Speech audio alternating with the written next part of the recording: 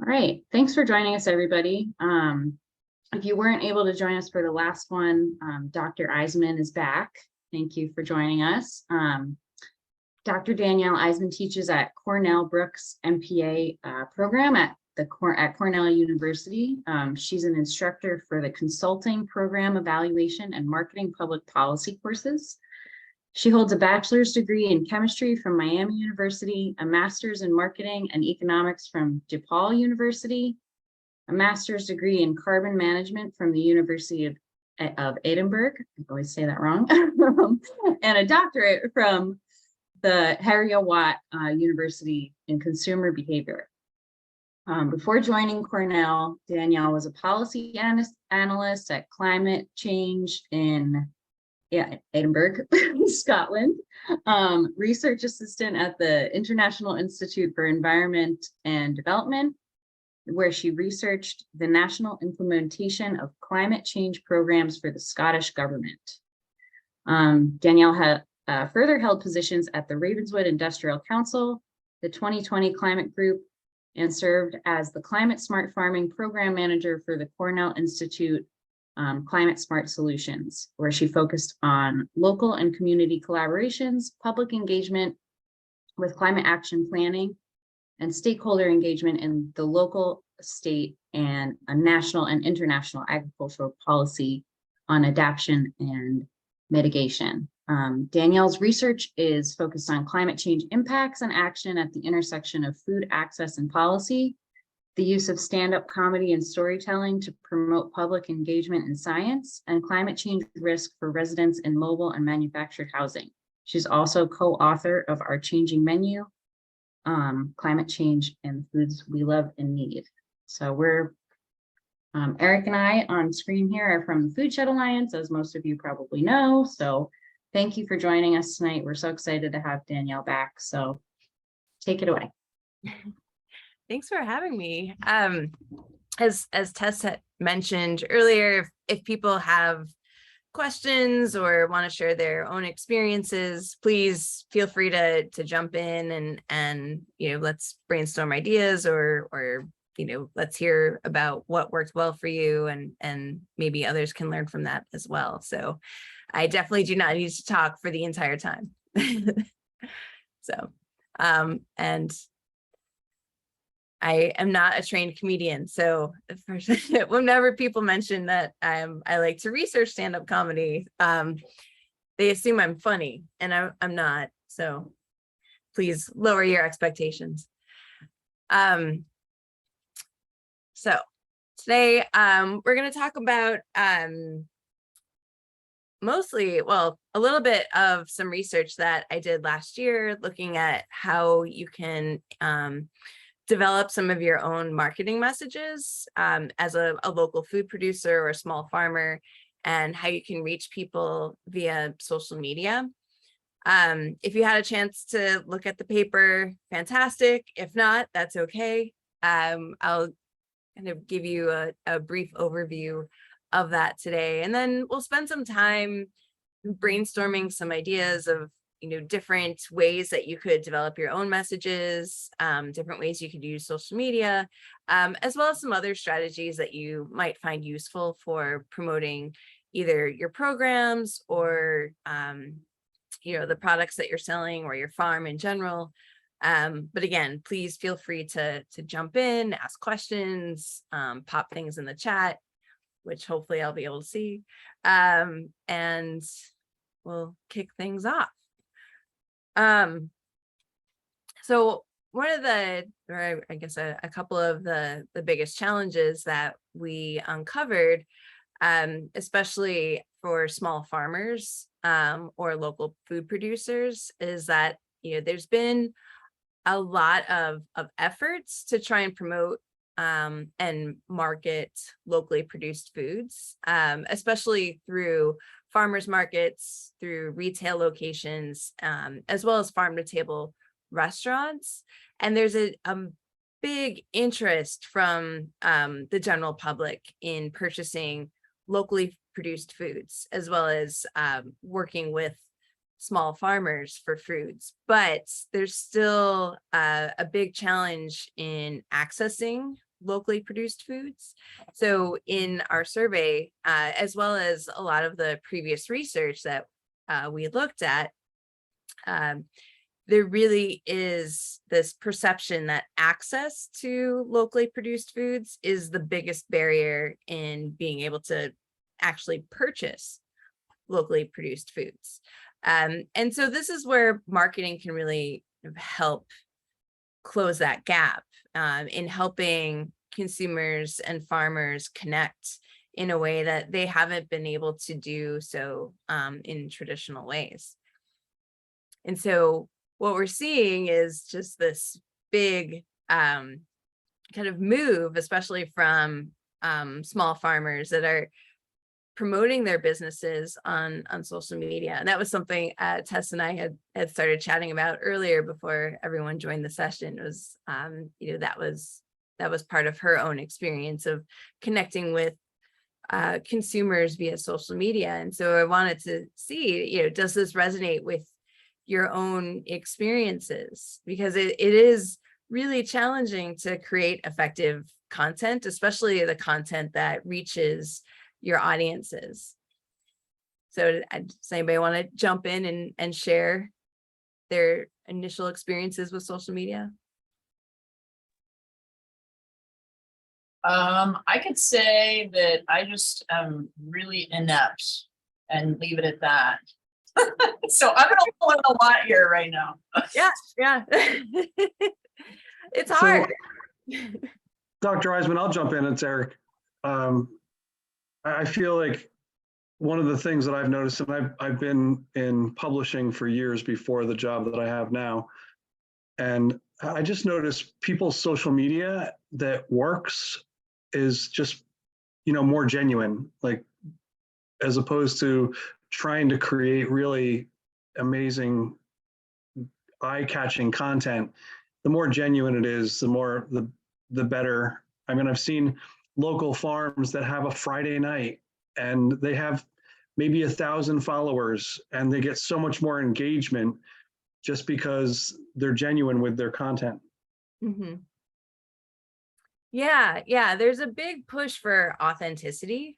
And which speaks to your own observations, Eric, that, really that tends to resonate with audiences. And if you think about, we could take the example of like influencers, right? So influencers on social media, the ones that are very popular, even on a smaller scale, they tend to have that aspect of appearing genuine, and they have this element of similarity with their audiences. So you want to be able to connect with your audiences in a way that increases your familiarity, right? And so you're really thinking about as yourself as a brand, or trying to improve your customer base. And what a lot of research shows is that you can kind of create this brand around your farm or around your products or around your operations. And that really tends to increase that familiarity as well as that similarity. So if you're able to create something that shows that, you're a person just like everybody else, that builds a connection between yourself and your audience, as well as thinking about some of the aesthetics and the visuals that go with it. So yes, not every pretty picture is going to resonate with people, but having that aspect of likability and familiarity can really help strengthen the images or the content that you create. And thinking about how you can inform people about what you do on a farm, your life on a farm, your life involved with the different products that you're creating or the programs that you're creating, and really frame your messages in a way that persuades people and increases their own mental involvement, especially with food choice, right? So we'll look at food involvement a little bit later on, that I plan to cover that in the talk. But what we've seen is that people tend to gravitate more towards food if they're highly involved and highly passionate about food. And so, we can all kind of think about the foodies out there that really are passionate about their food choice. And so, if that's something that you want to tap into in terms of your audience, then you can create these beautiful images of food, and that would really resonate with the foodie kind of segment of the population. But, those are different examples that you could use, but there's a lot of, unanswered questions, especially for local food producers when they're trying to market their products to consumers. So, these might be questions that run through your mind. And these tend to be kind of the key questions that a lot of food producers encounter when they're trying to think about how they can reach audiences. So, they want to know, what products do consumers find most appealing? What is their level of interest in purchasing local foods? What are the perceptions that consumers have towards these types of products? What are the barriers that exist to purchasing these products?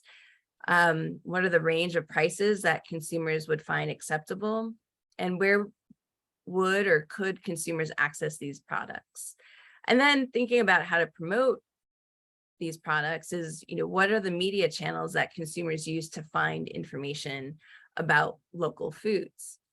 And a lot of these questions are really captured in what we call the basic laws or principles in marketing. And this is called the marketing mix.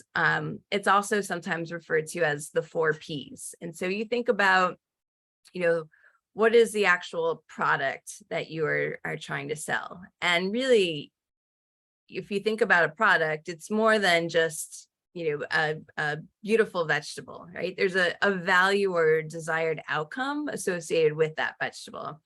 And we'll look at a little bit of changing dietary patterns. And if we think about what consumers really want out of food, in some cases it's purely out of utility, right? So, we all have to eat. We all need sustenance for energy, for moving, for staying awake.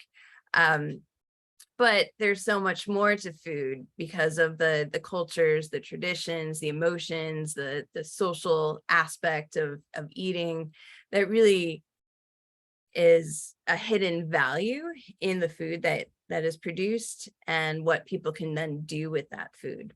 So it's another way of thinking about what it is that you're producing. Next, you need to consider the price. So what is the cost of creating that product or offering, but also what price are people willing to pay for that product? And then place, where can people acquire that product? Where can they buy it? How accessible is it for most of your customers? And then promotion. So how will they find out about it? Is it through social media? Is it through a newsletter? Is it through some kind of discussion board? Is it at a traditional retail market?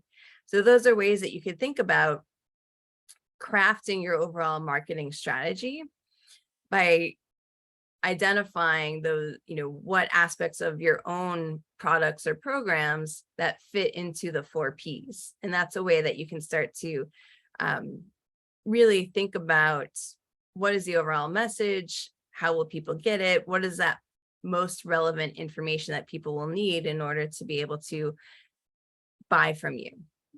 So if we go back to, what Gabby mentioned is, creating, or you produce specialty vegetables as well as flowers. So, you could think about it as simply as specialty vegetables and flowers, or you could kind of lead into or think about more of that kind of abstract value that people get from purchasing those, such as good health or quality food or fresh tasting food, or nutrients, or supporting the local community. So there's all those additional attributes associated with purchasing products from a local farmer. That is well beyond just the straightforward, specialty vegetable or flowers. And then the price. We know from research that most people are willing to pay more for locally produced foods, or at least they say that on surveys.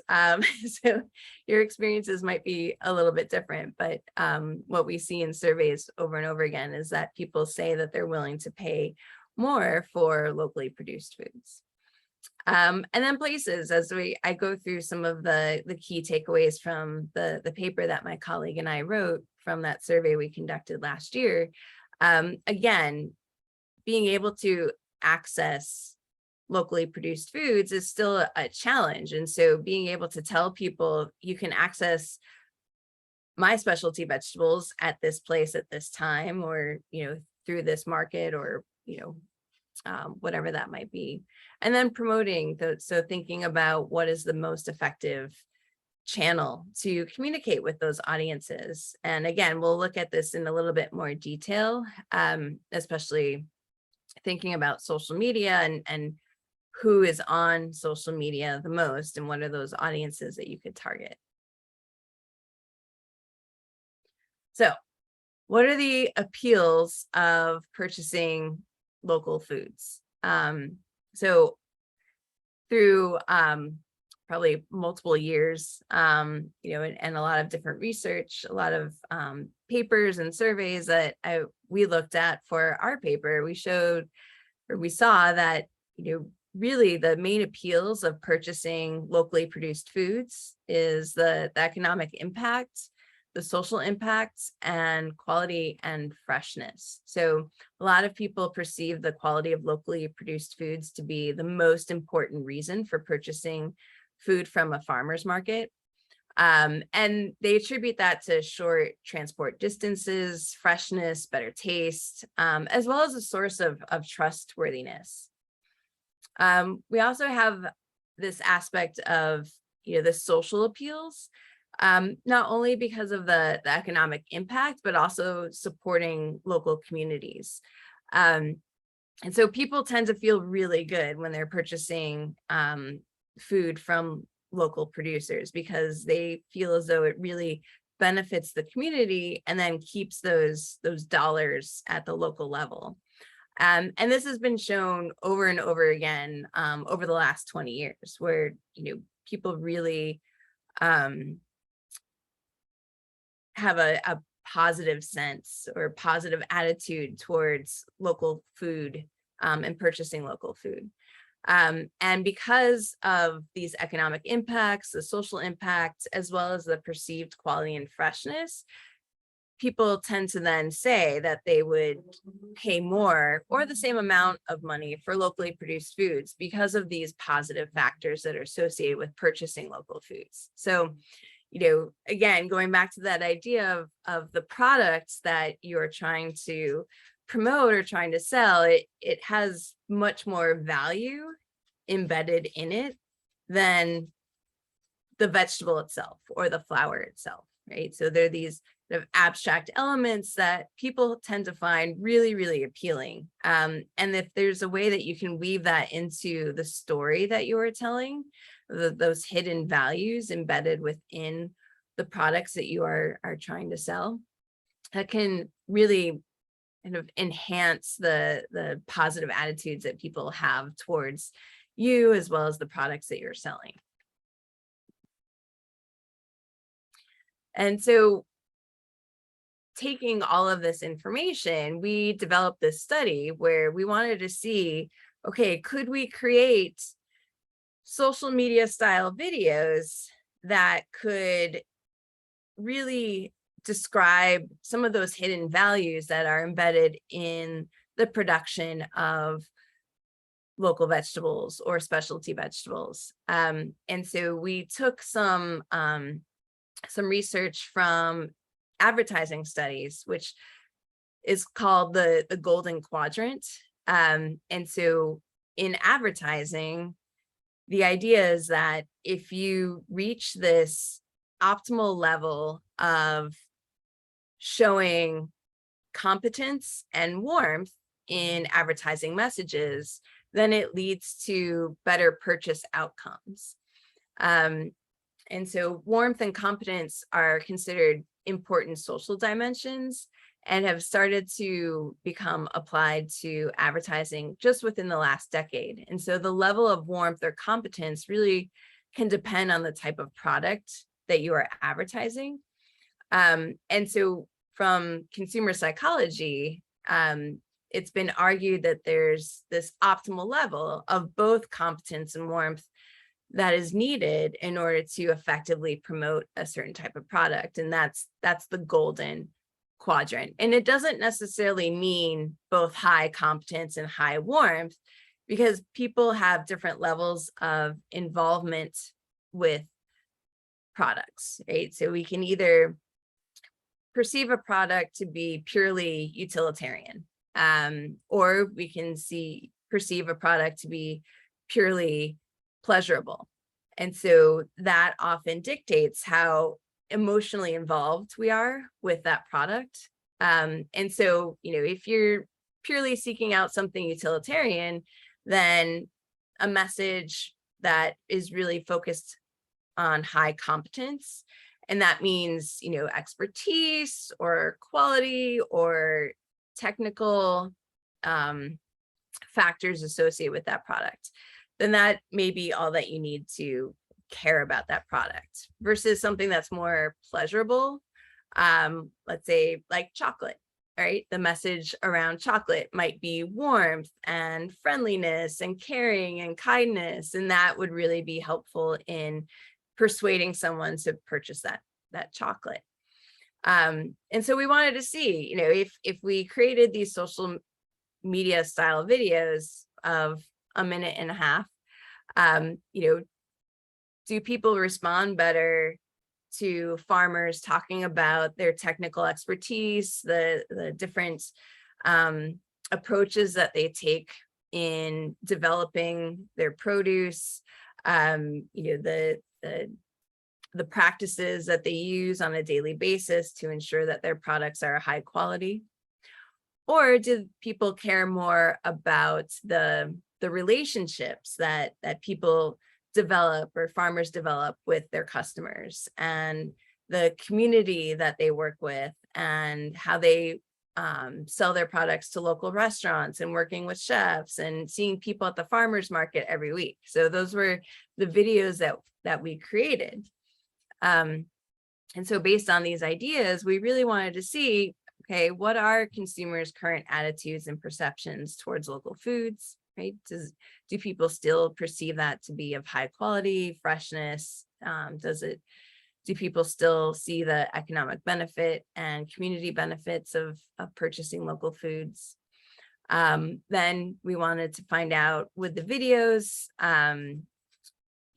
really be an effective way to connect with audiences? So, should farmers start developing their own videos and promoting their work on social media?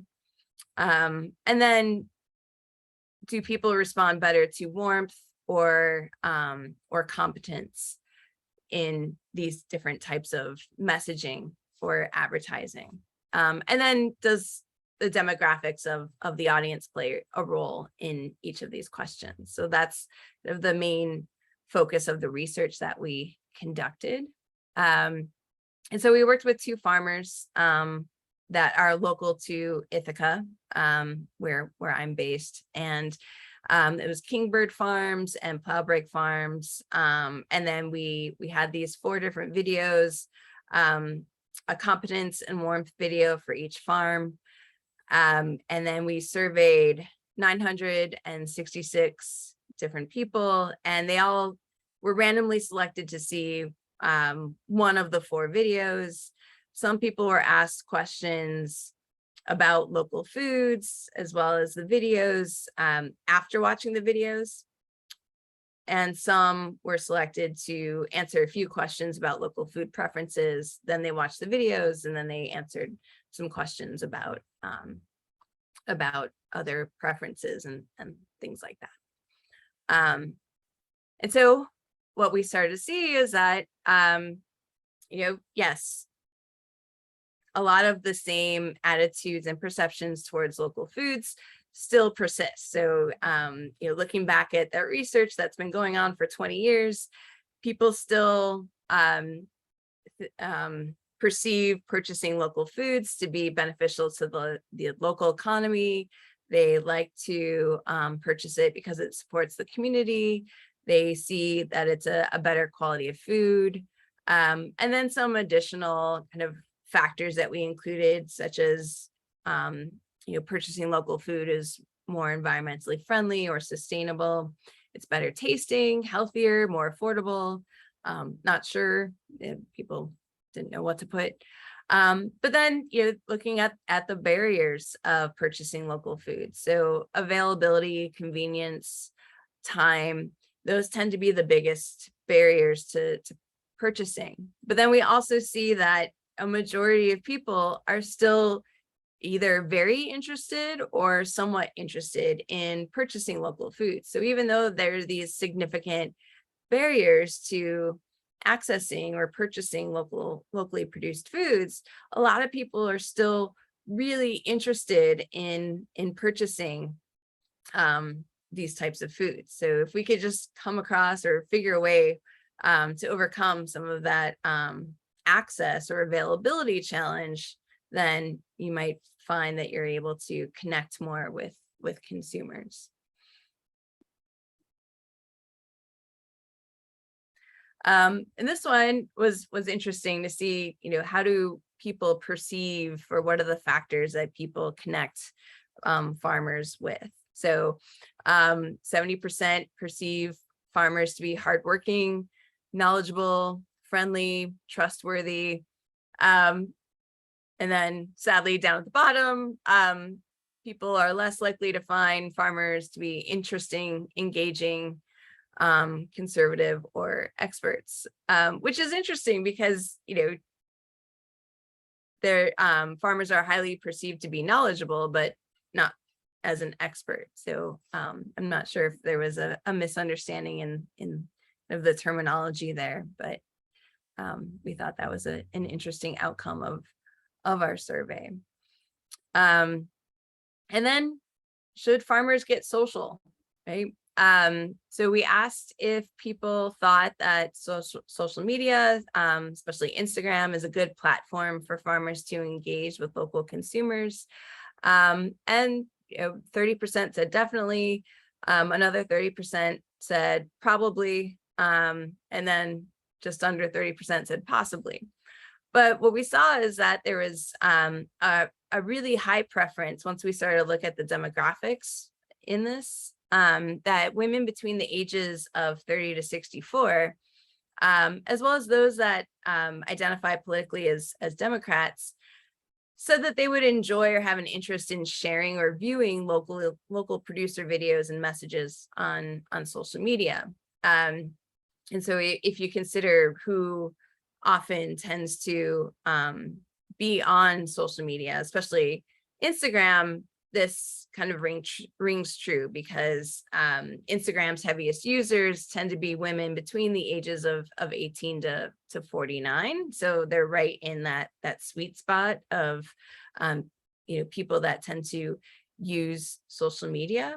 And so if you're trying to appeal to women who may be, not that I want to promote traditional gender roles, but sometimes in a lot of households, women do a lot of the meal planning and the grocery shopping. And so if you're able to reach those heavy users on Instagram, as well as Facebook, which tends to be some of the older people in that category, then that's a prime audience to tap into, especially if you're considering aspects of health, nutrition, quality, freshness.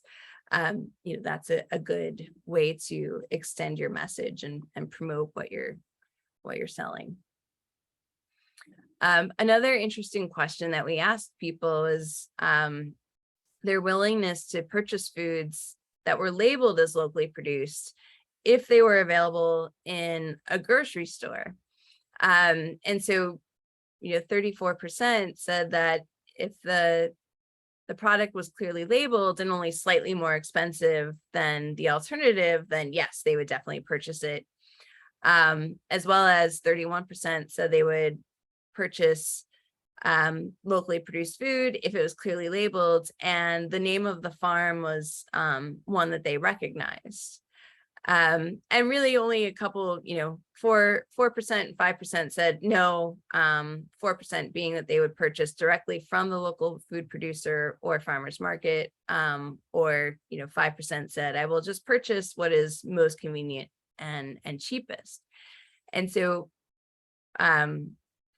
studies that have looked at labeling show that our visual attention starts to decrease with increased exposure as well as familiarity, but it really doesn't diminish that importance of designating products as locally produced. And so if you are trying to make that move towards selling your products in a retail location, developing that label and developing something that people will recognize and associate with your farm can be very impactful in ensuring that you have regular sales and that people keep buying your produce or your vegetables.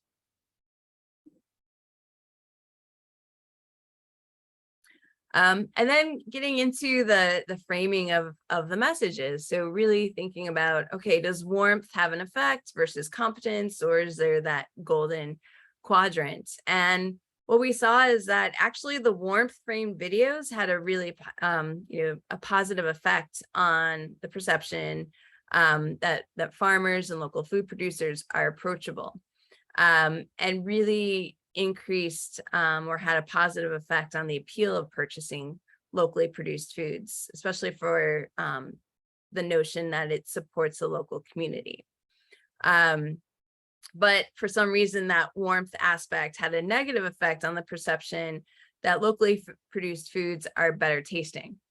So that's kind of where that golden quadrant issue comes to play. So if you're trying to promote your foods as better tasting, then you might want to weave in certain aspects of not just your relationships with the community, as well as your friendliness and seeing people on a regular basis at the farmer's market, but also some of the technical aspects that really show that you are knowledgeable about the food that you're producing, versus if you're really trying to frame your messages or promote your products in terms of the social impact that it has, then you really want to focus more on the warmth aspect. And then watching the videos really decrease the perceived barrier of being unfamiliar with a farmer. And watching videos had a positive effect on how trustworthy people perceive farmers to be. So although you may feel as though creating a video might be a daunting task, it can have a positive effect on how you connect with your customers and how you can build relationships within your local community by having this kind of behind the scenes or this simple video about what you're doing and talking about the relationships that you have with the community and the social impact as well as the economic impact. And so the overall takeaways from this paper that we published last year is that the familiarity with local food producers increased purchase intentions, which is really consistent with additional research, especially if you're trying to connect with different groups that may be more conservative. So again, kind of creating these videos, creating behind the scenes looks into what you do on your farms on a daily basis, really promoting the quality of your food, thinking about the visual aspects of the food that you're producing can be very helpful in connecting with consumers. Tapping into some of those hidden values of purchasing local food, such as the quality, the safety, the health benefits, as well as the economic benefits, again, can span both economic and political status. So what we saw when we started to look at the differences between demographics is that these ideas kind of go or are consistent across different, gender, education, location, geography, income levels, political leaning. So, we all eat, right? So we all love food, and these are the things that we tend to gravitate towards. And then videos are a useful tool for advertising locally produced foods, but dimensions of warmth and competence could be combined to lead to higher levels of interest in purchasing your products. And our survey shows that videos on social media could be a very useful method for promoting and sharing information about local food producers among women between the ages of 18 and 44. And so that's kind of the paper that was shared. And so I want to pause there for any questions or comments before I move into kind of the more practical concepts and ideas, and hopefully give you some things that you can practice or work with once you leave here tonight. But I'll pause for questions now. Yeah, so thank you so much for that. It's like I said, I'm learning a lot already. And one thing though, I get the warmth piece, that's easy, which is making me think alternatively about what I've done so far. But can you explain a little bit more on the competence as far as, what that would look like, I suppose, as far, like I said, the warmth part I get quite well, like what, if you don't mind.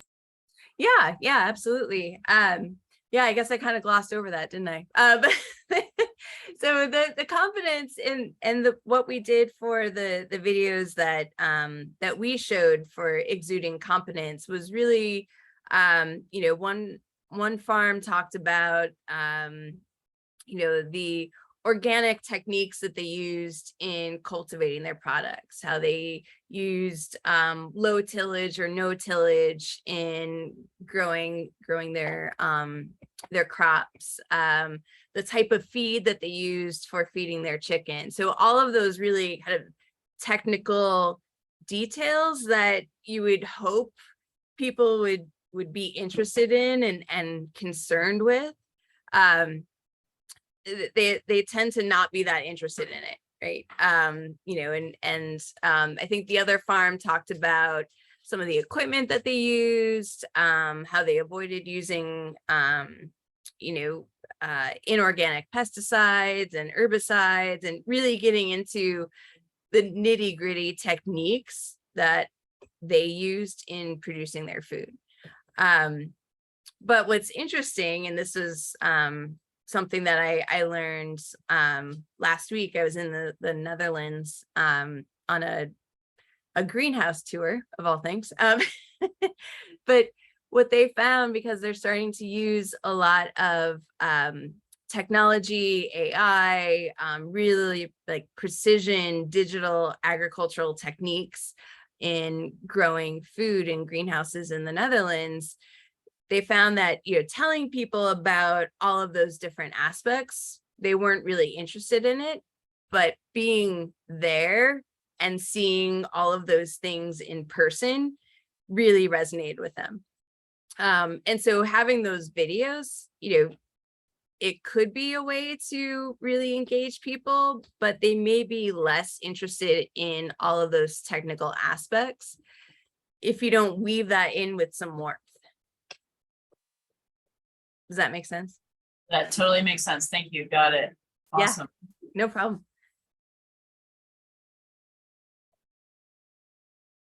Hey, I was just gonna ask, if, like, I know we're talking a lot about videos, and we talked a little bit about, like still images with like trying to identify audiences that resonate with like pretty food pictures and,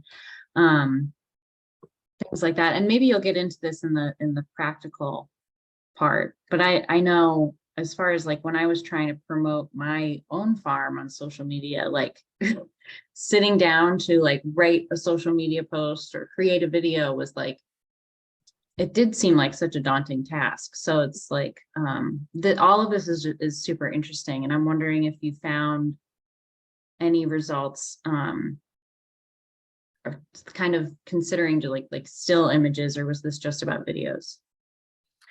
Well, this bit of research was just about videos, and well, unfortunately, unfortunately or fortunately, a lot of the research on how social media is moving is that videos tend to dominate when it comes to engagement. So, you could create, different posts, or, on Instagram, you could create something called a carousel, which has, multiple squares in it that people tend to scroll through. But more and more, we're finding that people watch the stories, so the little Instagram stories, as well as videos. People are they watch videos 4 to 6 hours a day, which is ridiculous. But so people do. Anytime they have a little break, they'll pull out, their phone and watch a video across all forms of social media. And so, that tends to be what dominates, and what people find most interesting, especially if it's paired with popular music, or songs that are trending. And we see that more and more on TikTok. Whereas Instagram, if it's something that you could watch without turning on the sound, and still understand or get a chuckle with, that's great. And people love animals, right? They always love animals. So Definitely. Well, I feel like videos are also a cool way to like tie into that authenticity piece that you and Eric touched on earlier. That even just a little snippet kind of gives a big glimpse into the farm. So thank you. yeah, anytime. I had a question about the sample size, like not the sample size, but the demographic. Because I just have a few comments, like, well, there's two things. I think that when the confidence is low in a farmer's technical abilities, I can totally see how the video helps. But I wonder if that sample audience has that decades old stereotype that farmers are uneducated, that they grew up on the farm, so they don't really have. So I think that we have a new farmer, right? And people need to know their farmer to understand. So I wonder how much of that stereotype.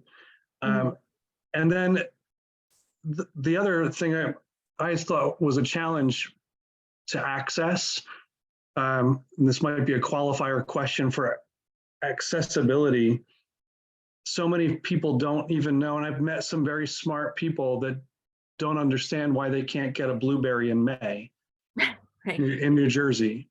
Yeah. So, accessibility is a relative question. So is it because it's not down the street, or is it because they don't understand why they can't get a tomato any time of the year? Yeah, and that's a great question that we did not ask. I mean, even seafood and grass-fed meats have seasons. Right. Yeah, I know. Yeah, we should have asked about perceptions of seasonality. I think, in some of the what was it, the open text statement, people said, well, this farm is nowhere near where I live, so I won't be able to buy from them. So, that aspect of accessibility is, it means different things to different people. And that would be a great way to follow up is diving a little bit deeper into what that aspect of access means. Because you're right, we've been somewhat trained to expect to be able to buy a blueberry at any time of year. Whereas, people don't think about the seasonality of the foods that we eat and the transportation distances, because we can get blueberries from Peru, and that's not really, maybe not what we should be doing when it comes to purchasing food. But I like that idea of looking into what does accessibility mean, and what are the stereotypes of people's perception of what a farmer is and what they do, especially since there's been such a shift towards more precision agriculture and digital agriculture, where if you look at tractors now these days, they have 5 different screens all along the edges of them, right?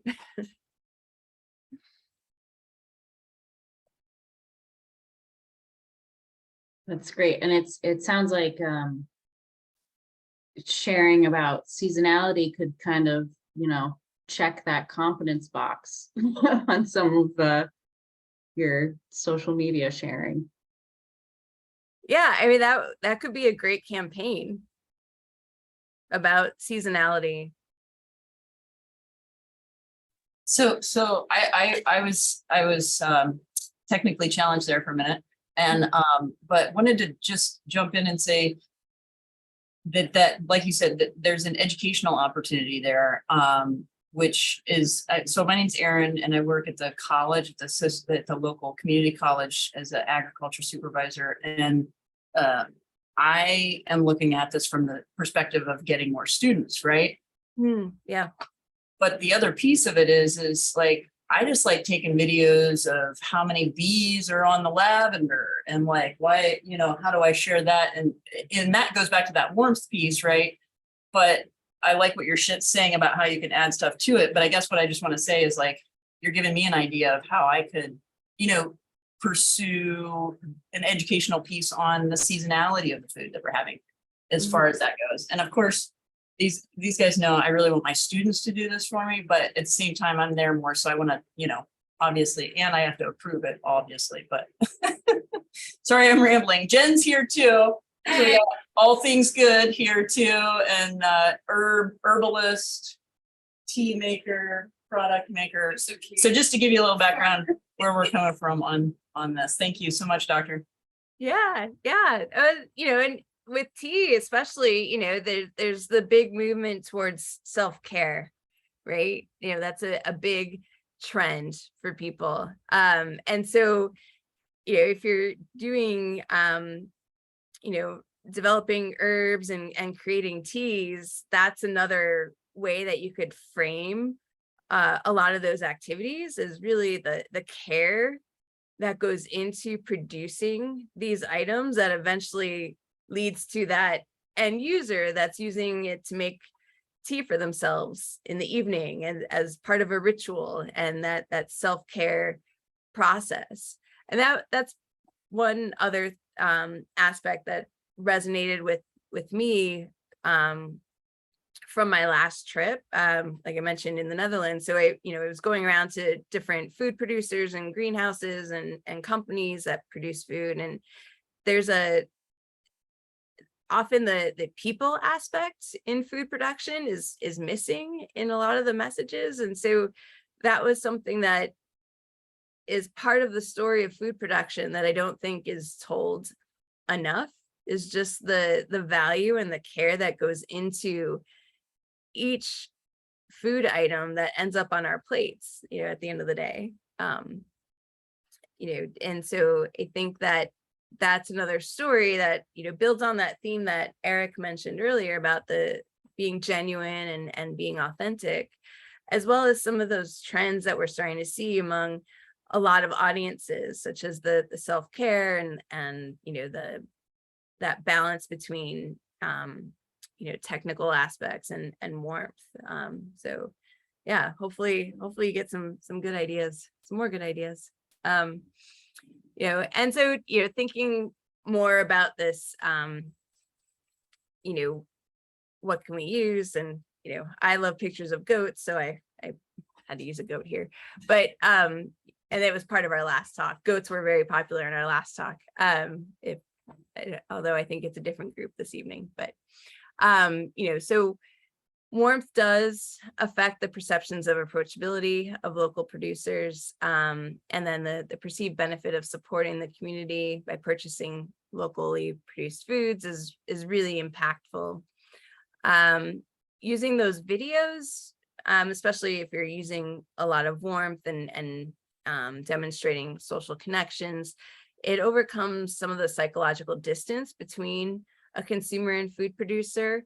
And again, that might help overcome the point that Eric had made about those stereotypes where we, I think we saw, I don't know if people, I'm rambling again or going off a tangent, but there's this this old test, or not really a test, but exercise where they ran in a lot of primary schools or elementary schools, where they asked students to draw a scientist. And what you see over and over and over again is that young people would draw a scientist as a white male in a lab coat with glasses and crazy hair. And then maybe some beakers and flasks and things, and just somewhat like a mad scientist cartoony type of character. And so we might be able to do the same type of test or ask the same type of question about what does a farmer look like, and we might start to see that stereotype, and that again creates that educational opportunity to change people's perceptions about what farming is and where their food comes from. And again, as Eric has all the good ideas tonight, with the seasonality aspect and those stories that you can tell. And then thinking about maintaining a social presence, which is really an important aspect of building contact between communication partners. And so, maintaining that presence online, whether you choose to do that on one social media outlet over another, having this high social presence can have a higher impact on the quality and the importance of the communication. And it doesn't necessarily have to mean that you are producing content all the time and that you're posting all the time, but having some really, engaging content that resonates with people. And it doesn't even have to be a huge number of people. We often get caught up in this idea that you need to have a large audience or a large number of followers or, lots of likes. And that doesn't always translate into engagement, right? So you want to have more of that two-way communication where people feel comfortable reaching out to you and asking you questions or having a conversation with you online. So that's really a key area to focus on, as opposed to posting all the time and having lots of likes and having lots of followers. And then, that using those videos builds that level of trust and connection between community partners through that high social presence. And it really shows your ability to deliver high quality information that reduces certain ambiguity or uncertainty in the products that you're trying to promote or the programs that you're trying to promote. So really kind of keeping your messages concise and tailored and focused, but still using a high quality in terms of your image and your message can be very, very effective. And this is based on ideas, not just from, the work that we did in our paper, but also, these theories of social presence theory, and then media richness theory, which I don't want to be too theoretical in this, but another aspect in marketing is that what we often see is when you develop messages based on theories or well-established explanations, then the messages tend to be much more effective. So sometimes it's helpful to look at, a certain theory that's been developed in marketing or communication, and then use that to help develop your overall strategy for messaging and reaching out to people. So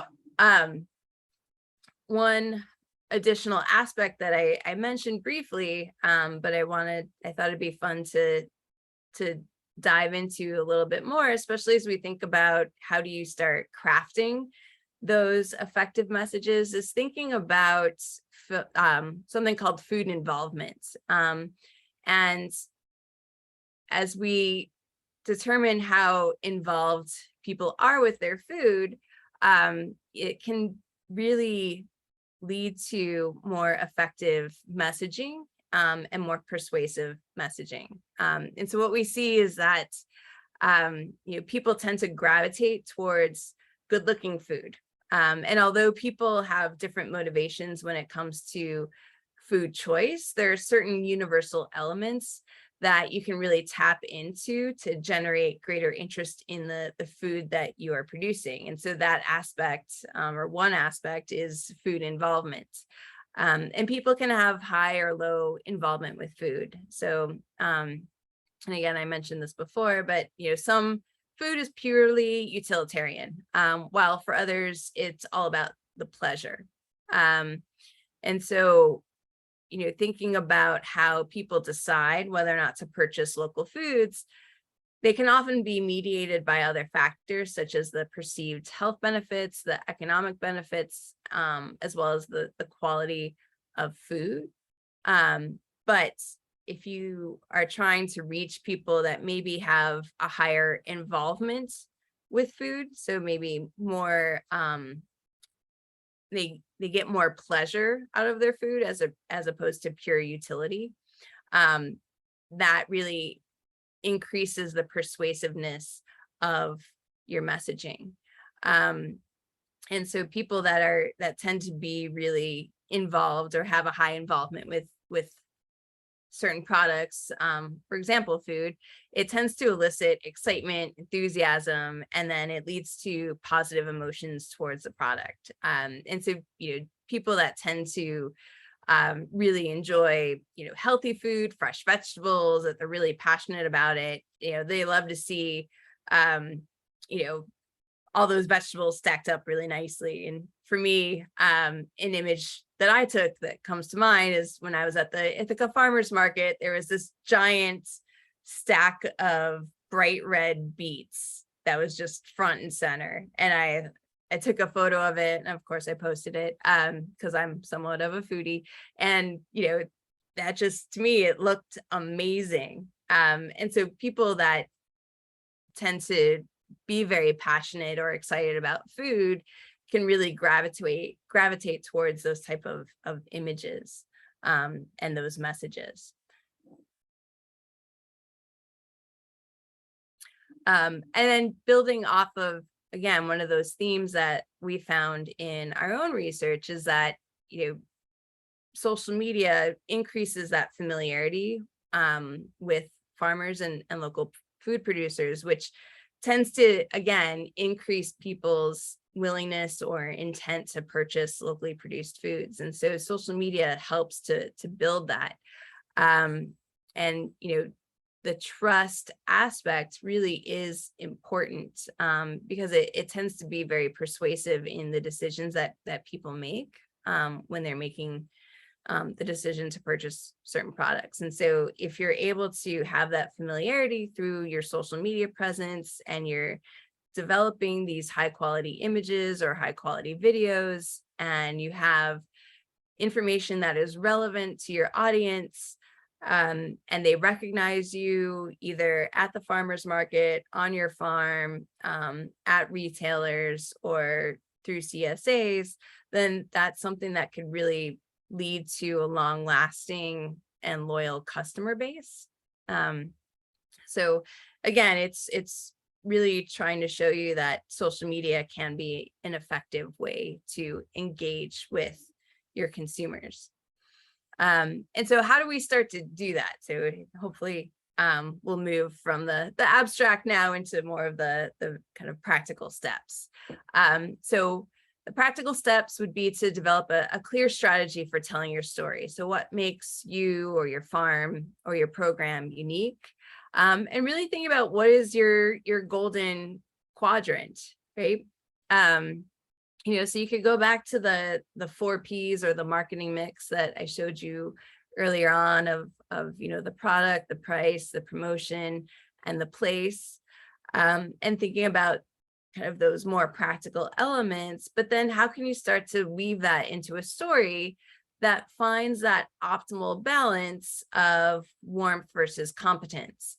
And you might need to think carefully about, or you should think carefully about, who your audience is or who your primary target audience is. So if you're selling mainly to retailers or restaurants, they may care more about those technical aspects, as well as maybe some of your social connections, because that helps their story, right? It helps them look good and show social and economic local impacts. Versus if you're trying to, reach individual consumers within the community, or maybe some community groups, then that's where you might want to focus more on the warmth aspect, those social connections, your relationships, with a little bit of the technical side. But it really depends on the target audience that you're working with in order to kind of frame that story. Once you have that kind of initial idea of what makes you unique, what are the 4 Ps that you're going to, or what fits in the 4 Ps that you're using, and then what is that good balance between warmth and confidence for your target audience, then you want to really clarify your message and have a clear call to action, right? In marketing, we often see that there's an emphasis on raising awareness, right? And raising awareness is helpful, but having a clear call to action combined with that awareness ensures that it takes people to that next step, right? And we can think about a framework within marketing that's called, it's an acronym because we love our acronyms, but it's AIDA,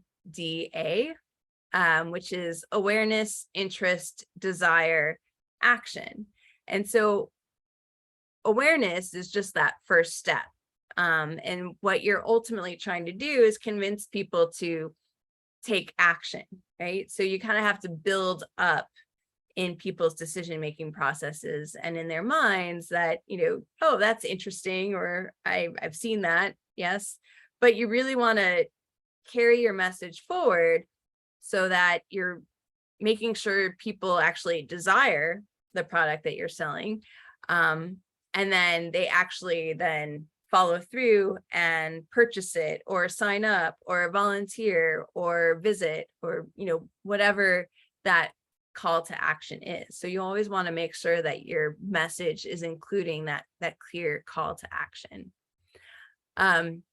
You really want to pin down a primary audience as well as a secondary audience. And so you might have a target group of consumers that you want to tap into, but then there may be kind of a secondary audience that either influences that primary audience or has a relationship with that primary audience, and can really be kind of additional cheerleaders, so to speak, for your message or your program or your products. And then you want to determine the most effective channels for reaching your target audience. So as I mentioned, Instagram is for, women 18 to 44, somewhere in that range. Facebook, you might want to reach older folks. TikTok is for the younger crowd. And then I think Twitch is now for the even younger crowd. And then, Twitter is a bit of a mess, but it's still used quite frequently. So those are different channels that you can think of. And there's other examples as well, if you don't want to go the social media route, which I'll cover in a minute. But if we think about some of the common goals, when it comes to developing a marketing strategy, or, also thinking about your calls to action. So what is it that you really want to get out of developing your marketing messages? And these range across different types of organizations. So these are not necessarily, farm or organizational specific. It's just kind of a general overview of common marketing goals. So it might be these financial gains or savings, increasing participation levels, loyalty, if you have a program, or if you're trying to build a customer base. If you're going more of the social marketing route, so changing people's knowledge or understanding of certain ideas or concepts, trying to get people to join, subscribe, follow. If you're trying to develop increased levels of influence over target groups, increased satisfaction, trust, changes in tones or attitudes, increasing demand or desire, increased readiness or empowerment to act, or changes in behavior. And a lot of these can overlap with each other as well. And you can use this, in addition to general advertising. You could use unsolicited direct responses such as mail, email, phone. There's search engine optimization, location-based marketing. And so these are ways that you can start to build up audiences and really think about what it is that you want people to do through your messaging and clear calls to action. And so how do you actually do that? So these are common strategies that people within the marketing field will use. And again, it comes down to thinking about what would resonate most with your audiences. And some of these occur over social media versus more traditional types of media, such as mail or email. So permission-based would be creating a newsletter, and having people subscribe to it, and then you send them additional information.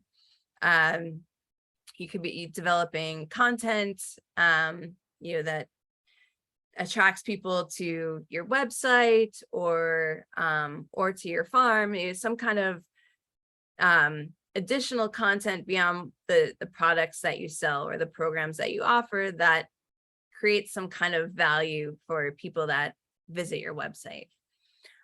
You could have events or experiences to promote programs and services. There's the relationship building type of strategy, which really focuses on creating and maintaining long-term relationships, especially with strong partners or strong supporters that can, again, kind of help share your message and share your calls to action. There's word of mouth, which is very difficult to manage and very difficult to plan for. But when it works well, it's really effective. There's the peer-to-peer type of strategy where you're training volunteers to advocate on your behalf. And that's more of a grassroots type of campaign.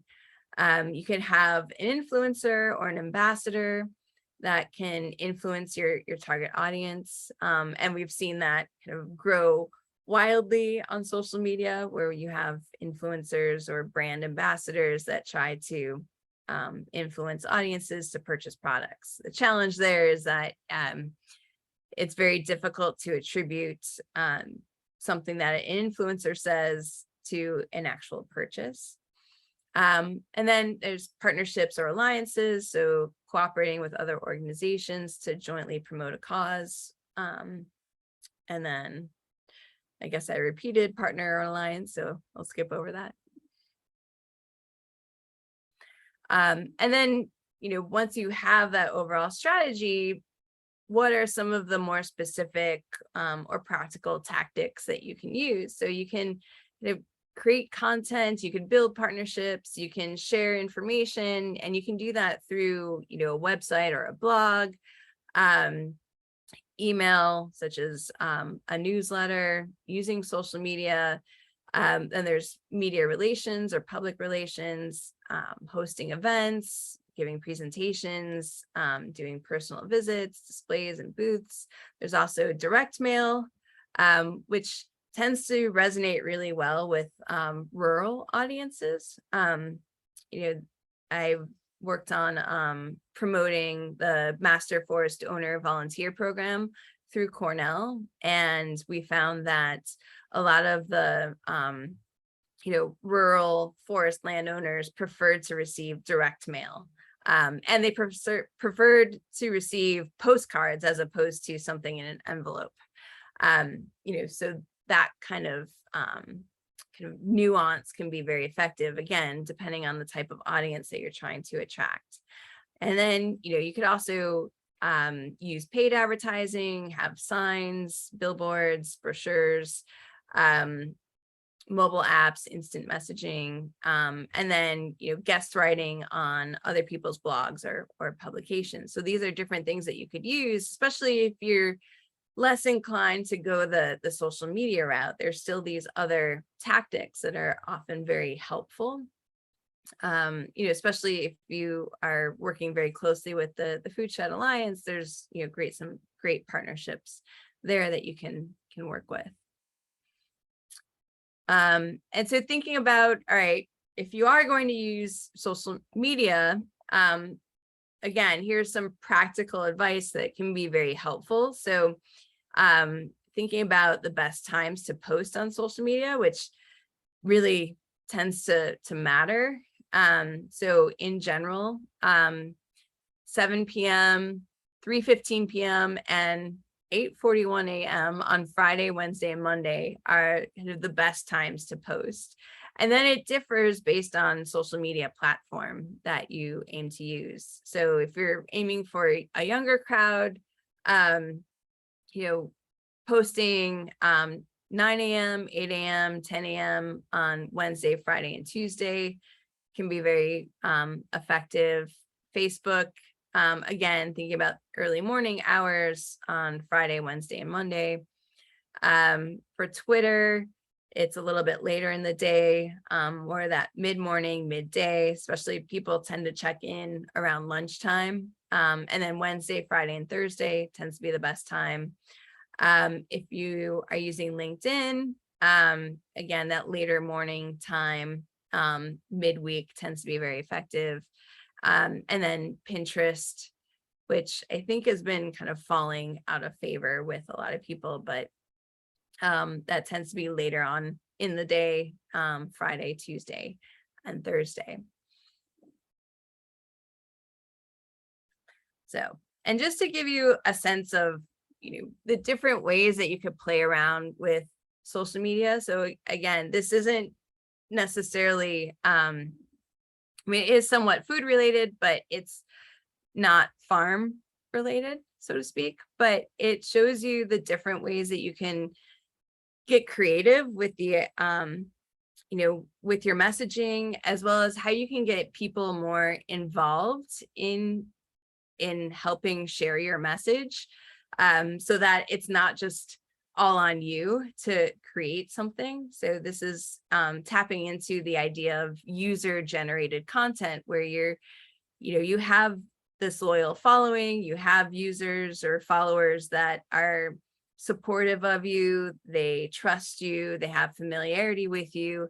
And so they will often be kind of your biggest cheerleaders, and help share your message. And if we go back to what the research showed in our paper, is that, a certain target demographic, it was women 30 to 64, were willing to share videos and contents from farms that they recognize, or videos that they liked. They'd be willing to share that. So this is just kind of an interesting, fun campaign to look at.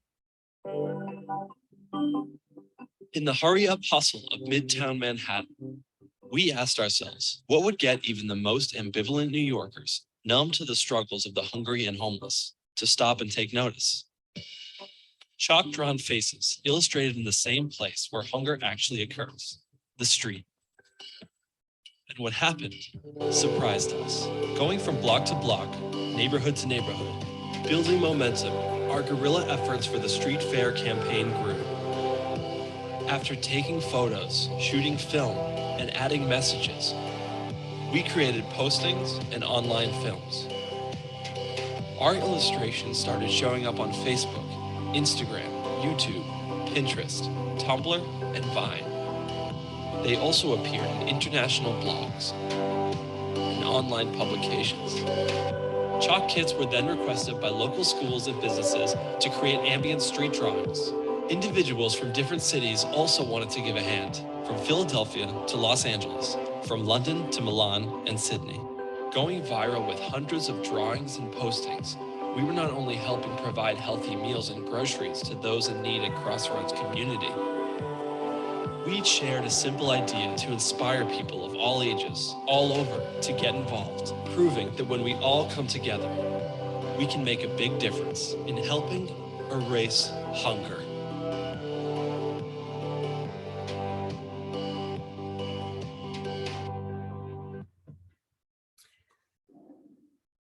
So I know it's very difficult to create something that goes viral like that, but what I like about this idea, or what this campaign, was that it starts out with kind of a simple thing that a lot of people can replicate.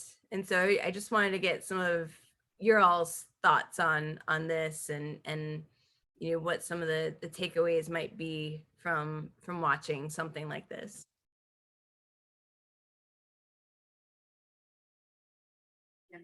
I love it. I just thought, I don't know how it, would apply exactly right at the moment, but that doesn't mean it's good food for thought. I think it's beautiful. Just absolutely, what a beautiful concept. And like you said, it started from, just one thing. person's thing, Yeah, beautiful.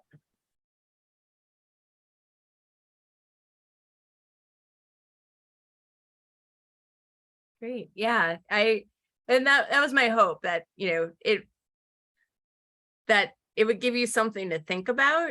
And, maybe spark some interesting ideas. Not that I would expect anybody to replicate this and then create a whole viral campaign, but, thinking about, what's something that you have control over, what's something simple that you could do that, is cost effective and, won't necessarily require significant resources to get started and to develop.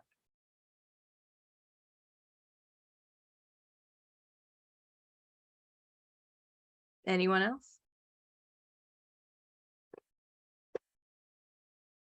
I think it was really awesome, how something that seems so simple to just like bring awareness, turned out to be something that really got the ball rolling, I guess, for making a tangible difference in this specific thing. Mhm. So yeah, there's definitely a lot of food for thought there, as far as like what we were talking about earlier with the competence and warmth, and just kind of bringing more awareness into like the work that all of these hardworking farmers do, and the social impact and change that we're trying to make through growing food, and how something that seems like a really simple act of awareness can actually have a great effect. So that's how I'm thinking about it. Yeah. Good. Great. Yeah. Well, and I'll share all these slides with you all so that you can kind of go back and look at it and think through some of these ideas. And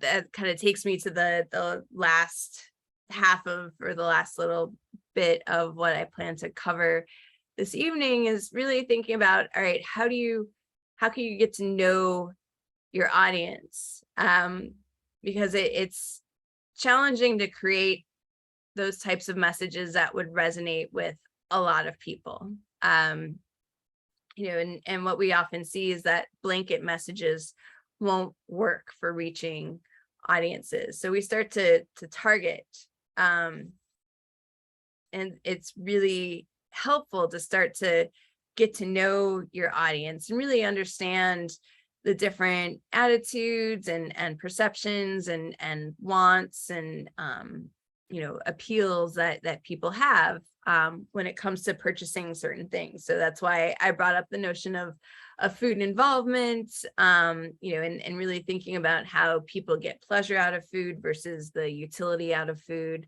And then some of that additional value that people tend to see when they're purchasing locally produced foods, of just the quality, the freshness, the health and safety, the economic benefit, as well as the social benefit. And so, we kind of get into this idea of segmentation, and this goes back to a more traditional way of thinking about consumers, of when we start to put people into different groups or segments, taking the population and putting them together based on either their attitudes or their behaviors or their location or political leaning, or however you want to group people together.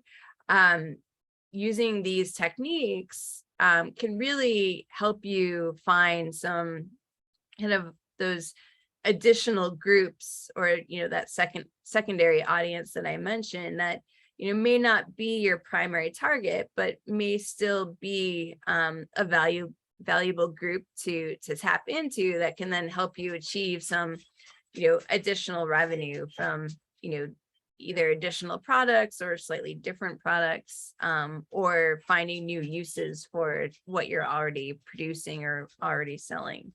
So thinking about different ways that you could frame what you're creating or what you're producing can be very helpful, and taps into those additional groups.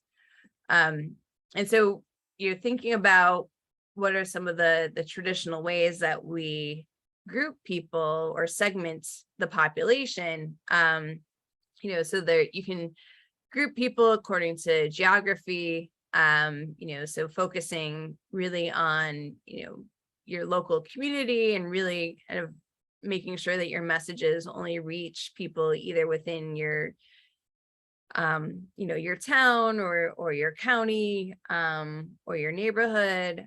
You could also think about that urban to rural divide, where there's different perceptions in rural communities versus urban communities. You could segment based on demographics, so age, gender, occupation, socioeconomic group.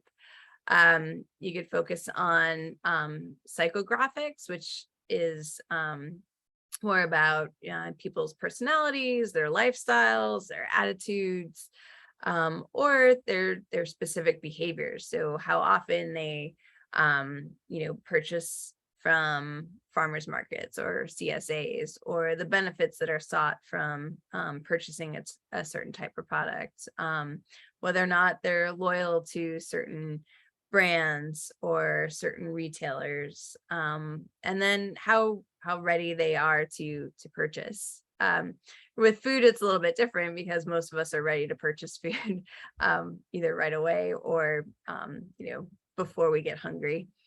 So these are different ways that you could start to think about, okay, who is my target audience, and how can I define them, and what do I think would resonate with them based on either their age, gender, location, and all these different factors that you can kind of put together into a profile.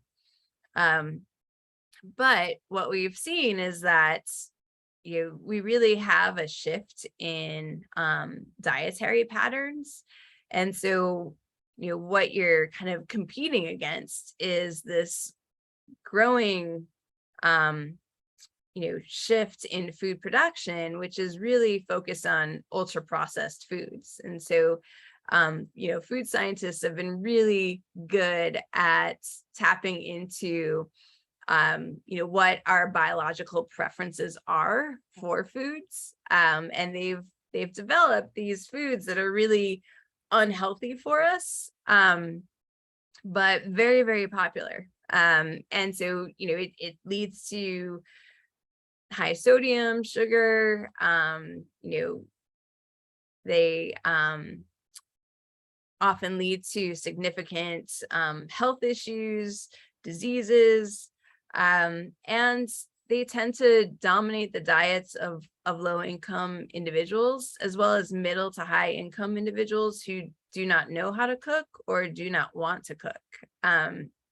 You know, and so recognizing this, that, you know, you might be able to pull some of these people away from those ultra processed foods. And there's a little bit of education that comes with that, especially if you're, you know, trying to reach people that really do not know how to cook or do not want to cook.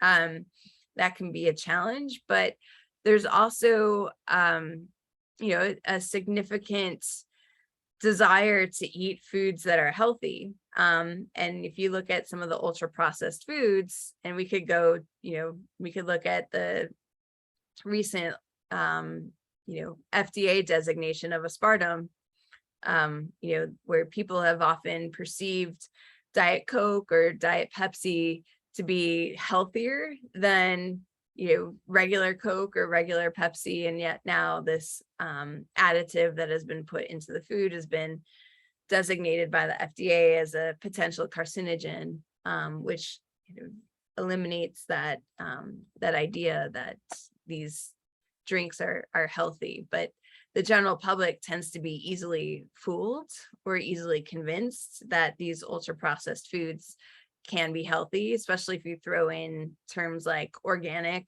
or, you know, natural. And another great example of that is kind of the, you know, organic chicken sandwich from McDonald's. I think because it's got the word organic in there, people tend to perceive it to be healthier without looking at, you know, maybe the ingredients or the calories or, you know, some of those other factors that may influence their overall health.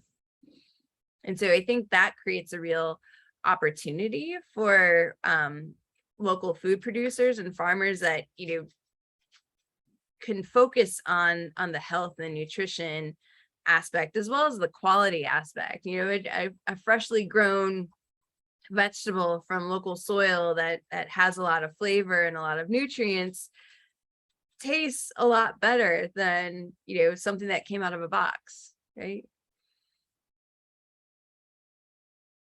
And then we also see some of these changes that are again starting to shift people's diets.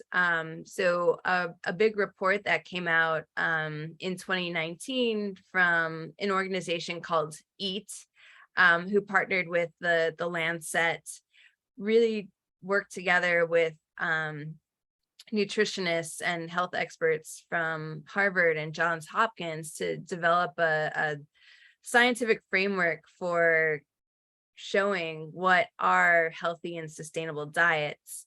And this framework that was developed in 2019 is influencing governmental nutritional recommendations. So the plate that is in the image there is actually from Canada. So that's the new Canadian, you know, nutritional plates. We haven't changed our plate in the US yet, but, you know, there's some political things that weigh into that, as well as lobbying groups. But you can see that this shift is really focused on fresh fruits and vegetables, whole grains, you know, and really kind of diversifying people's diets and thinking about what is healthy for most people, as well as, you know, what would help us stay within the planetary boundaries that we have in terms of our ability to produce food over the next several decades. We also have supply chain disruptions. So as a local food producer, you know, you don't really have to worry too much about those supply chain disruptions. Whereas, you know, as we mentioned blueberries earlier, right? Blueberries from Peru, it's difficult to have those come in. And so, again, you can build a certain level of trust through your community connections, your shorter supply chains, your ability to navigate of those shorter transportation distances, can really help create that overall message of, this is supporting the local community, this is fresher, this is safer to eat and more nutritious. As well as, these changes in the availability of products and the costs of foods. And then we're also seeing somewhat of a nutrition decline, especially as more and more people gravitate towards or just simply select those ultra processed foods. So again, kind of giving you some, it feels silly saying a pun, but food for thought in terms of how you can start to frame your messaging and really show that hidden value in the food that you're producing that people don't often easily recognize or think about, especially as people are becoming less and less familiar about where their food comes from. And going back to what Eric mentioned about the stereotypes that people tend to have about farmers. So this creates an opportunity to show people that they can get really healthy, cost-effective food that is beneficial to them, beneficial to their community, as well as the local economy. Another aspect that you can think of, not just in terms of what people want and what people are eating, but also how people are using or searching for things online. And this was something that Google had developed all the way back in 2016. And so they really identified these different moments that people will pick up their phone and look something up. And those are kind of what they call micro marketing moments, that if you're advertising or conducting a marketing campaign at a local level, you can time your messaging and your marketing campaign or the way that you schedule your messages in these different moments. So thinking about the I want to know moments, people are looking up information now more so than ever, and this is just increased, right? So as soon as they hear about something or they want to learn more about something, they pick up their phone and they Google it or they search for it. Then there's the I want to go moments. So if they're looking for something that's nearby, that's another way that you can kind of time your messaging, or you can tailor your messaging so that if people are interested in going to an event, or they want to go to a farmer's market, or if they're able to visit your farm, it's a I want to go type of moment that you can frame your message so that it aligns with that. Then there's a I want to do moment. So people often look for either how-to content or ideas of how to complete a task. And so sometimes people are unsure, especially the group of people that don't want to cook or don't know how to cook. So creating additional content that people could search for of how do you create a great summer salad, right? That's something that is easy to do and would probably resonate with a lot of people. And then looking for these ingredients, come to or purchase our great tasting summer salad, or you could also include a recipe for a great salad dressing. And then the fourth micro moment is the I want to buy. So let's say someone wants to buy a certain type of vegetable or a certain type of flour, right? So if you're able to appear in that search, then again, that's a way to target people effectively. And a lot of that comes down to creating certain types of content. And so one example that I I always go back to is, the classic Michelin guide, and it speaks to food, right? But it's kind of the original form of content marketing, and so it's creating something that's valuable on its own, and it adds value beyond that simple transaction, but it leads to a positive business outcome. So that example that I gave of, creating a recipe for a great summer salad, if you produce vegetables, right? So that's something that is valuable content on its own, but could help drive people to purchasing your products. Or if I go back to maybe like Aaron's bees example, a lot of people are concerned about bees, and there's a lot that they don't really know about bees. And I don't know if you've seen that that person on Instagram that rescues bees a lot, but creating those videos showing how she's able to move a hive of bees and save them, and make sure that they're not destroyed, especially when they're living in, say, a person's truck. Like this, it's this woman who always will show up at a random spot and say, there's this hive, and she shows how she gets the queen and rescues them, and then they all go into the box, and then she transports them to another location, and then has the message of save the bees and support this and whatnot. So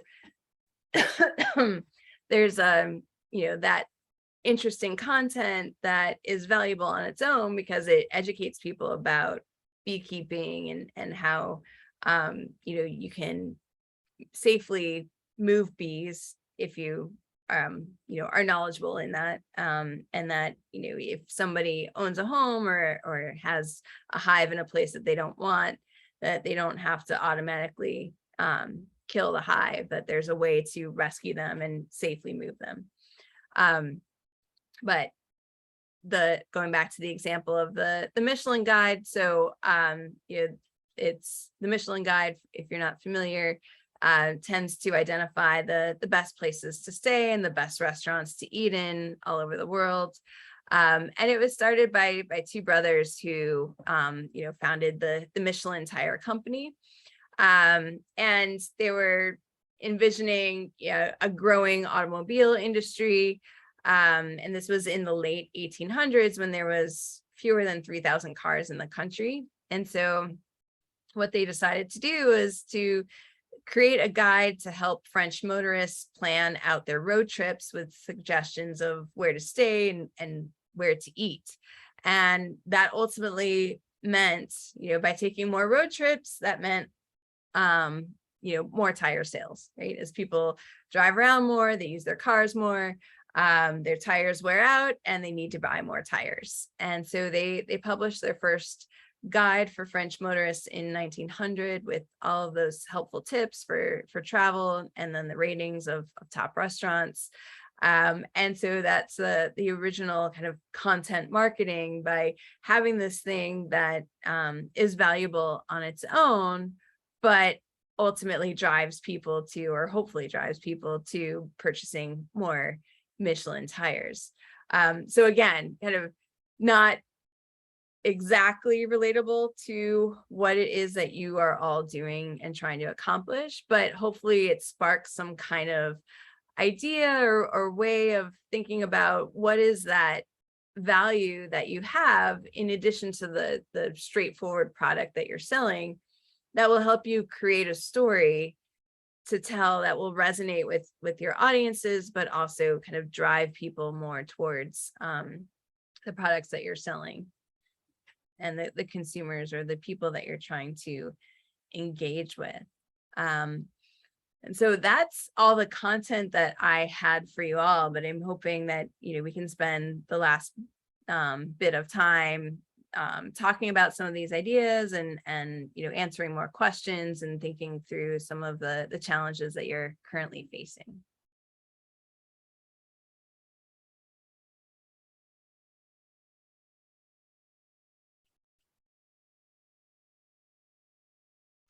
Dr. Eisman, when somebody is a farmer and they don't do any marketing, so some people are just great farmers. I liken this to restaurant chefs as well.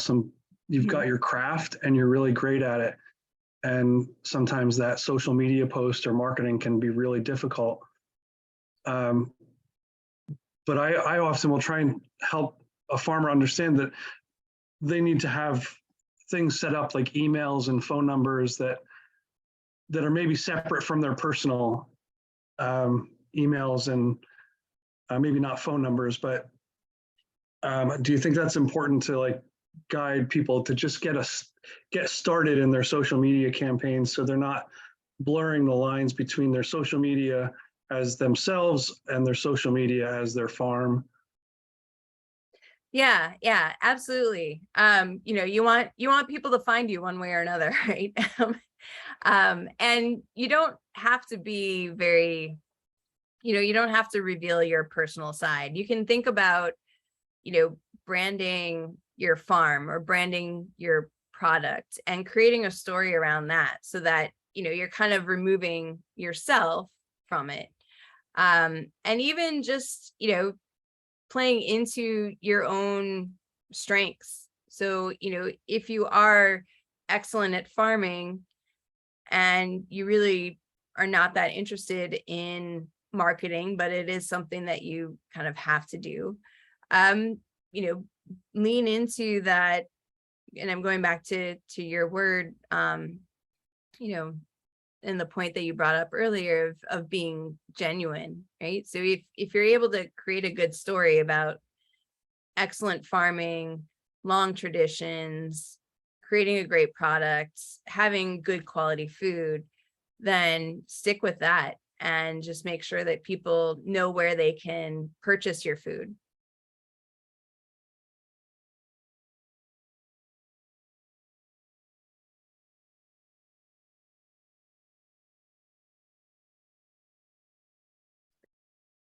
Great. I loved your point about,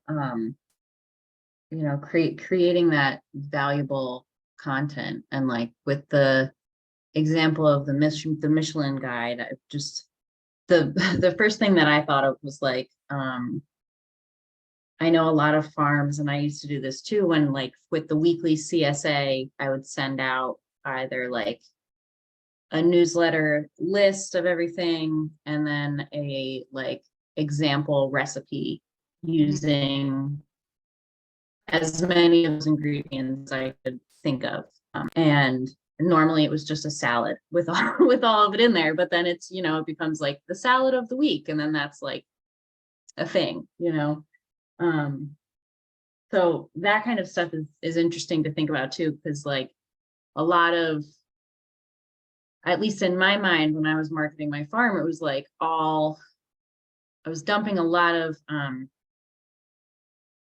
I was going to use the egg in the basket example, but then I lost it. I was putting all my eggs in the social media basket. That's what I was trying to say. But you really can utilize like, emails, and you don't have to be necessarily posting every day is what I'm kind of gathering from you, and creating things that are authentic to you and what you're trying to share with your community, and doing that in a way that feels right for you is more important than just pumping out a bunch of kind of sort of random content just to be in everybody's faces all the time. Which I think is a social media is changing so much all the time and so quickly that it's hard to stay relevant in everyone's feeds all the time. But I think it's maybe more than being in everyone's feeds all the time, just connecting with the right people that are your audience, as you said. Yeah, absolutely. So I have a question. So if you're just starting your Instagram, say, how do you attract people in the beginning? I mean, like, how do you get that momentum, I suppose? I mean, I get it, what you're saying, everything is awesome. Thank you so much. But what I'm just kind of wondering, like, how do you find those people initially? Yeah, so a lot of times following organizations that are similar to yours, or tapping into national campaigns. The one that comes to mind is, yesterday was National Ice Cream Day. Not necessarily a real thing, but it's something that was developed through marketing. And so, if there was something like that you could connect with, and you use the hashtag, National Ice Cream Day, and you promote. If you were selling ice cream, you could say, oh, we're selling ice cream. It's Happy National Ice Cream Day, and use that hashtag. And so that would help drive people to you as well. So using those hashtags, making sure that you're targeting a specific location. And again, you can do that through a hashtag, would help you reach and start to build more and more people. And you can look at trending hashtags or very popular hashtags based on the certain topics that you're working around. And a lot of times that will pull in followers because people are searching for certain hashtags, or if they already follow certain groups, then sometimes it'll be suggested that something similar is interesting to them or would be interesting to them. Okay, great. That's great advice. Thank you. Yeah.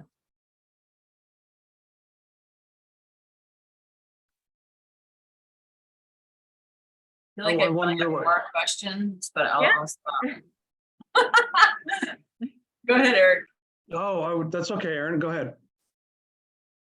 I guess one thing is like, when we're looking at the common goals, I mean, I started some that I think would be appropriate, again, coming from an educational program, increasing participation, changing knowledge, education,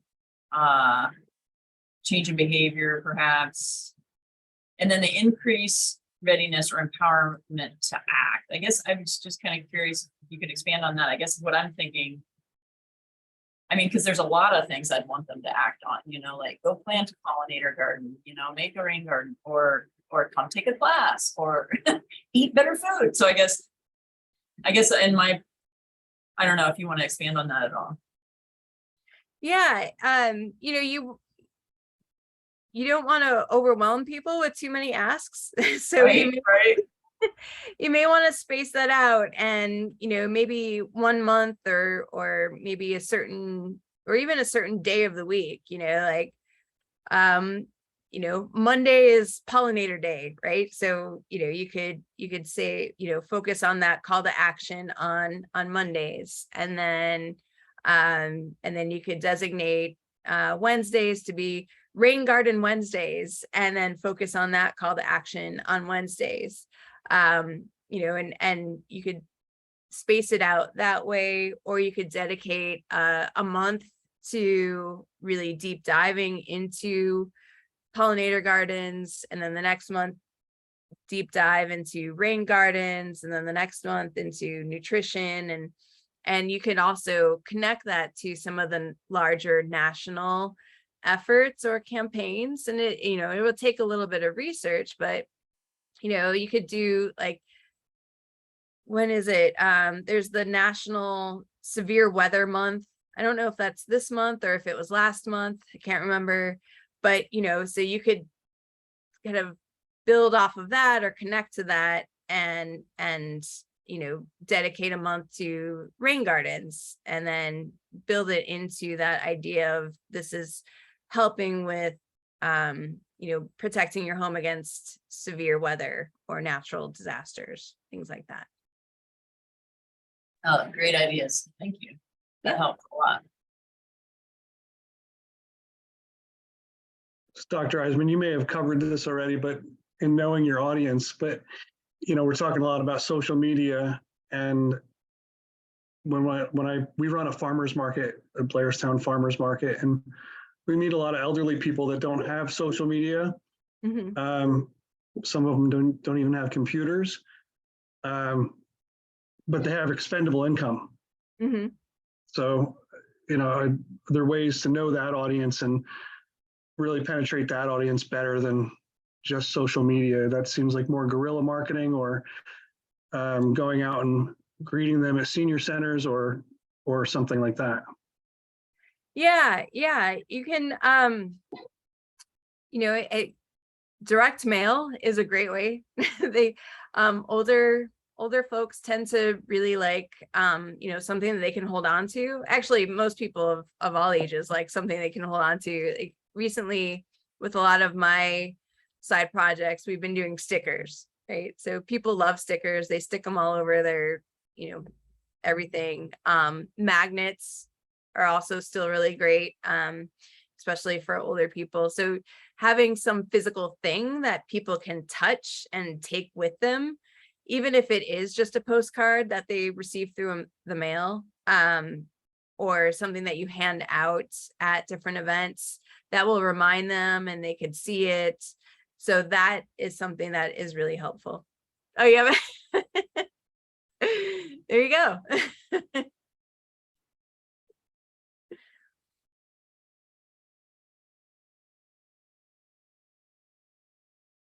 So yeah, That's great. We're loving both of the stickers from Student Farm, and Jen's doing magnets. Yeah, I think magnets for like more of the elderly population, because then they all have refrigerators and then they stick that on there and they can call you, because Yeah. a lot of my customers tend to like be in that older range. And I feel like they like to call me, like like there'll be a store that closes, but then they'll still have like my number and they'll call me. They won't like email me or go on social media, but they have my number. yeah. So I feel like they need I think they need numbers. Like they need a phone number. I'm like, oh, how are you doing?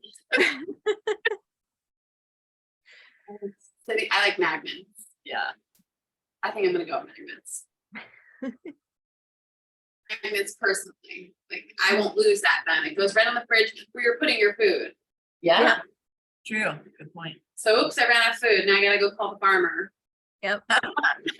Nice. Thanks.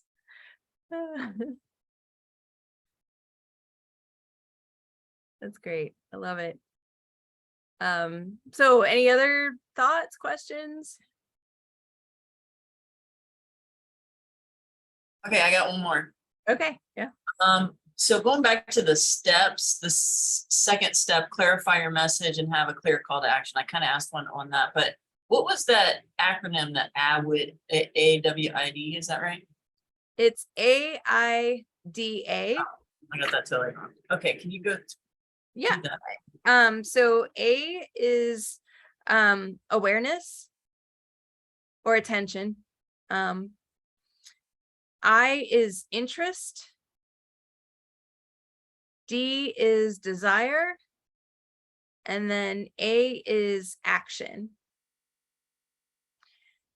And that often aligns with the thought processes that people go through when they're making a purchase decision, right? So you're made aware of it, or it grabs your attention.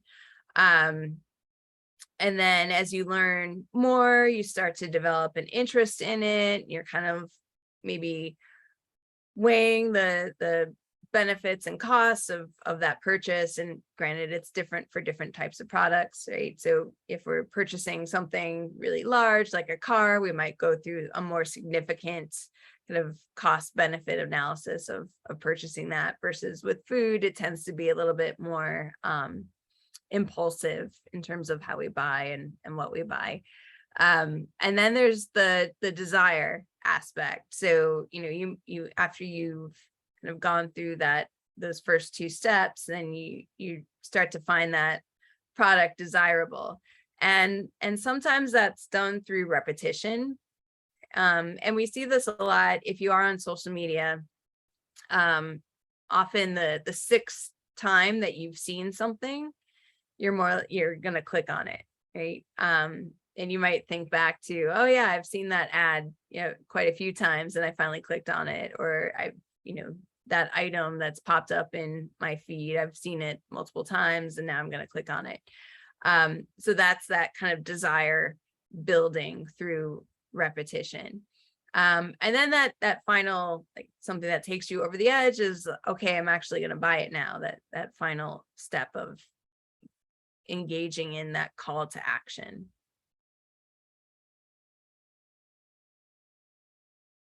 Okay, great. Thank you.